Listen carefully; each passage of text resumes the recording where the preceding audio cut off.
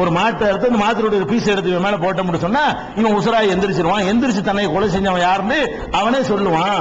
ஏன்னா மூசாவே சொன்னார்னு வைங்களேன், இப்ராஹிம் தான் கொலை செஞ்சாருன்னு சொன்னார்னு வைங்க, இப்ராஹிமுக்கு மூசாவுக்கு இன்னும் விவகாரம், அதனால இவர் இப்ராஹிம் மேல போட்டு விட்டாரு அப்படின்னு சொல்லிடுவாங்கல்ல. அப்படி சொல்றவங்க அவங்க மூசா நபிக்கு அவரோட டார்ச்சர் பண்ணுவாங்க, அவங்க நம்ப மாட்டாங்க. அதனால அல்லாஹ் என்ன செய்யல, வஹீல வந்து மூசா நபி வந்து இன்னார் தான் கொலையாளின்னு அறிவிச்சு கொடுத்தாலும் அவங்க மூசாவுடைய அந்த முடிவுக்கு நோக்கம் ஏற்பிப்பாங்க, நம்ப மாட்டாங்க. அப்ப அல்லாஹ் என்ன நினைக்கிறான், அவனையே சொல்ல விட்டான், செத்து போனவனை எந்திரிச்சு சொல்ல விட்டா மூசா மேல பழி போட இயலாது. அவன் சொல்றான்லடா, எவன் கொல்லப்பட்டவன் அவன் சொல்றான்ல, அப்படின்னு வர்றதுக்காக அல்லாஹ் என்ன பண்றான்னு கேட்டா இப்படி செய்யறான். இது நல்ல தெளிவா வருது. அதுக்காகத்தான் அந்த சூறாவுக்கு பக்கராண்டே பேரு. மாட்டு இந்த சம்பவத்துக்காக வேண்டி பக்கராண்ட மாடுன்னு அர்த்தம்.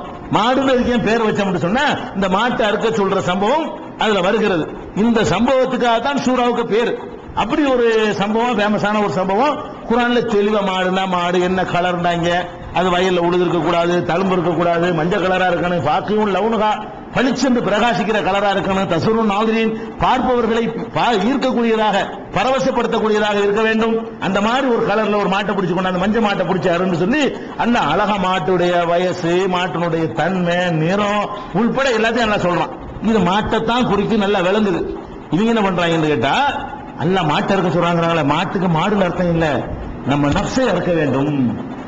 நம்ம நப்சை என்ன செய்யணுமா, நப்சு நம்மளை கெடுக்கலாம். நம்ம நப்சு மனோ இச்சை இருக்குல்ல, பக்கரானா மனோ இச்சைன்னு அர்த்தம், பக்கராவுக்கு மனோ இச்சைன்னு அர்த்தம் இருக்குது, பக்கரானா மாடுன்னு அர்த்தம் இருக்குது. இந்த இடத்தில் மாட்டை இருக்கும்படி எல்லாம் சொல்கிறான் என்றால் அவர்களுடைய மனோ இச்சையை வந்து அறுக்க சொல்றான்னு சொல்லி அந்த வார்த்தையை வச்சுட்டு சொல்லுவாங்க. சரி, மனோ இச்சைக்கு எதிராக கலர் எதிரா, மனோ இச்சை எப்படி மஞ்சளா இருக்கு, மனோ இச்சை எப்படி வயலை உழுவும், அது எப்படி வந்து தண்ணி இறக்கும், அப்படி அதுக்கு மனோ இச்சைக்கு வயசு என்னடா இருக்கு அப்படின்லாம் கேட்டா முடிக்கவாங்க. சும்மா ஒரு சுண்டத்தை அப்படி எடுத்துக்கிறது, முன்னப்படி எல்லாம் பாக்குறது இல்ல. இன்னல்லாக யமுருக்கும் ததுஹு பக்ரா, ஒரு பக்கரவை மாட்டை இருக்க சொல்லி அல்லாஹ் சொல்றான்னு சொன்னா நஃப்ஸா இருக்க வேண்டும், இப்படி வளர்னாங்க. அதே மாதிரி வந்து ஹதீஸ்களை குர்ஆன்ல நிறைய இது மாதிரி பண்ணிருக்காங்க. இவங்களுடைய தஃப்சீர்னே தனியா ஒரு சில ஆளுக்கு தஃப்சீர் இருக்கிறானோ, இந்த குரூப்பை சேர்ந்த இப்னு அரபி, தல்மசானி, கூனவி, இப்னுல் ஃபாரிது, இப்னு சபையின், இந்த மாதிரியான கிறுக்கனவெல்லாம் தவறுகளை ஞானிக்கலாம்.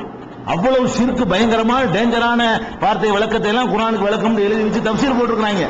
இந்த ஆட்களுடைய வியாக்கியானத்தில் உள்ள 2-3 உதாரணம் இது. அதே மாதிரி ஹதீஸுக்கு அது மாதிரி உதாரணமா ஹதீஸ் இருந்தா, எந்த வீட்டில் நாய் இருக்கிறதோ அந்த வீட்டில் மலக்கு வரமாட்டாங்க.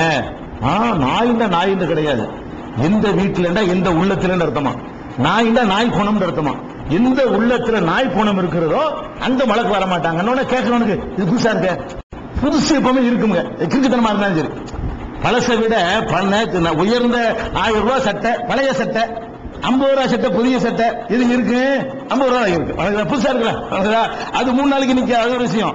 புதுசா ஃப்ரெஷ்ஷா இருக்குது, இது வந்து ஒரு 5 வருஷம் 6 வருஷம் போட்டு ரொம்ப பழசா போன ஒரு சட்டையா இருக்குது, 1000 ரூபாய்க்கு எடுத்தது. இருந்தாலும் நம்ம என்ன செய்வோம், புதுசு இருக்குல்ல, என்ன இருந்தாலும் 50 ரூபாய் ஃப்ரெஷ்ஷா இருக்குதுல்ல அப்படின்னு நினைக்குவோம். அரபியில பழமொழி சொல்லுவாங்க, குள்ளு ஜதீதின் லதீர் உண்டு, ஒவ்வொரு புதுசும் டேஸ்டா இருக்கும்.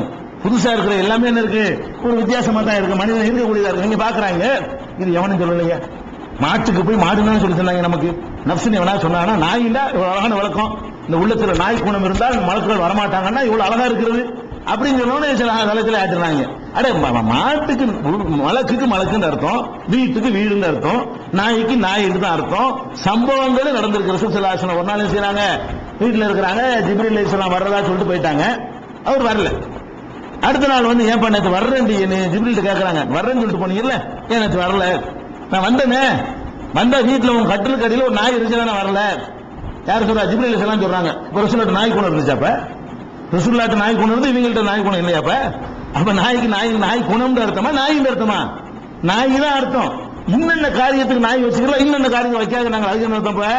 வேட்டை நாய் வச்சுக்கிறீங்க, வேட்டையாடுவதற்கு நாய், பயிர் பச்சைகளை காப்பாற்றுறதுக்கு நாய், அதெல்லாம் யூஸ் பண்ணிக்கிறாங்க. அது இப்ப நாயில எதை குறிக்குது? இப்ப கல்பா போய் காப்பாத்து, கல்பா போய் வேட்டையாடும், அப்ப இந்த கல்புன்னு அர்த்தம். இந்த மாதிரி எல்லாம் நிறைய விளையாடி இருக்கிறார்கள்.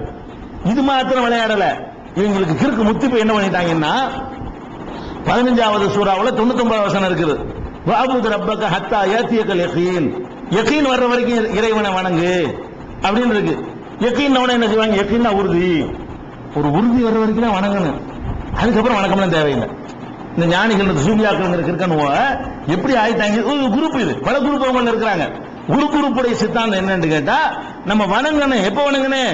நமக்கு எப்ப அல்லாஹ் ரசூல் சொர்க்கம் நரகம் இந்த மாதிரி நம்பிக்கை வந்து நல்லா வரலையோ அது வரைக்கும் வணங்கிக்கிட்டே இருக்கணும். கன்ஃபார்மா அல்லாஹ் இருக்கான்னு தெரிஞ்சு போச்சா, கன்ஃபார்மா சொர்க்கம் இருக்கு நம்ப ஆரம்பிச்சிட்டீங்களா, அன்னையில இருந்து உங்களுக்கு தொழுகை நோம்பு சட்டம் கிட்டம் ஒண்ணுமே கிடையாது. இஷ்டத்துக்கு பூந்து விளையாடலாம்.